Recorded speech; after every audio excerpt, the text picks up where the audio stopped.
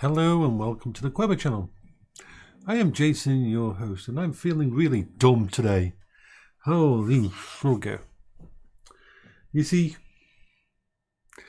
I bought an A1200 as a treat for myself. I thought, I love Amigas, I love Amiga 500s. I've always wanted to have an Amiga 1200, but when I was younger, I was never able to have an Amiga 1200. They were like up here and I would be able to get down here. I mean, if I had asked my mum, she would have bought me one, but instead I went for the two Amiga 500s on a big long desk with two CRTVs back to back, so me and a friend could, Cachette, next door neighbour, would come down and play games together. And so I always wanted to take 1200. And ever since I've had this 1200, I've had it for about a month, it has been a pain in the ass. Everything went wrong that could go wrong and nothing was working. So I found one of the issues was the actual extender cable for the microSD that allows you to put... See, it's the way it works with the PiStorm A1200 is you use the Raspberry Pi as the CPU. Now, I should have figured out what that actually meant. You see, in an Amiga 500, if you put a PiStorm in, nothing really external changes. You still use the same connectors. Everything works. But the 1200 is a different beast. Yes, it is. It's a different beast. It's a different beast. Oh, bugger.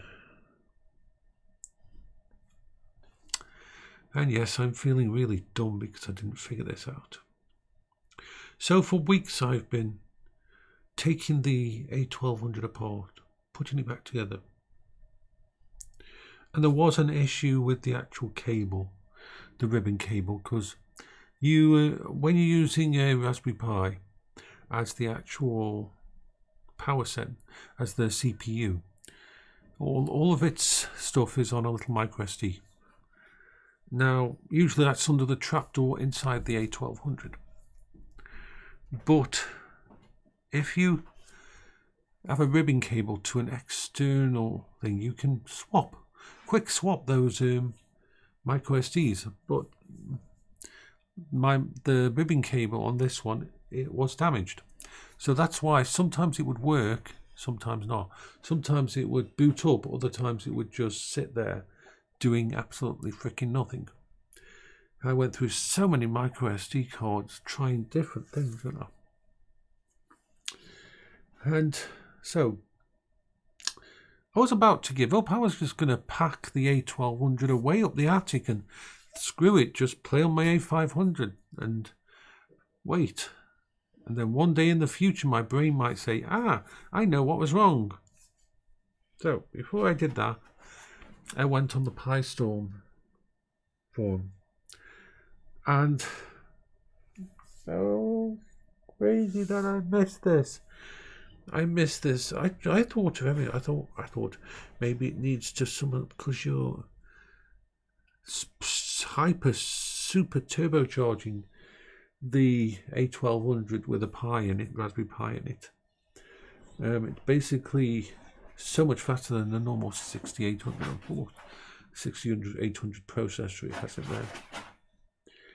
And it has access to more hard drive space and all those kind of things. So I've tried everything. I tried disabling options. I thought maybe the games won't work because we haven't got this. And I'm thinking, why don't we have any sound? We haven't got any sound either. Why haven't we got sound? And I'm thinking, what's going wrong here? And I was really at the point of giving up because I'd been working on this for weeks, trying to get it to work. I mean, weeks. And it was one of these projects that was frustrating the frick out of me. Well, it seems the nature of the PiStorm that you create, the PiStorm is using a Raspberry Pi and some software, you turn it into a 6800 CPU with lots of add-ons. so it can do all the bits and pieces and basically turn your A1200 into. It can do anything that an A4000 can do. It is the ultimate Amiga. And so I'm thinking about it, and it's like, no. So I went on their forum, their subreddit on, not subreddit, I went on their thing. Sorry, I'm rambling, but I'm knackered. I've been at this so long trying to sort this out. And, well, the confusing thing was, every time I pressed the button to launch a game, and it's got 4,000 games on it, 4,000 freaking games on it, all ready to play, all wonderful games that are all ready to play. And every time I press play, the screen would just, mouse cursor would disappear, and then I wait for the game to load on the screen, and nothing would happen. You saw that stream I was doing. You saw the stream I did when I was trying to figure it all out.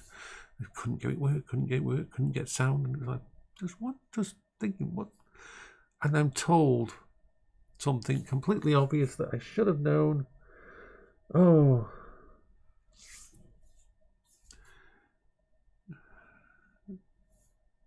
There's a HDMI out on the back connected directly to the Raspberry Pi.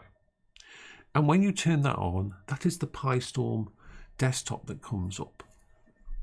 But that isn't the actual output for stuff. But I didn't know this. You have to output via your VGA on there, or your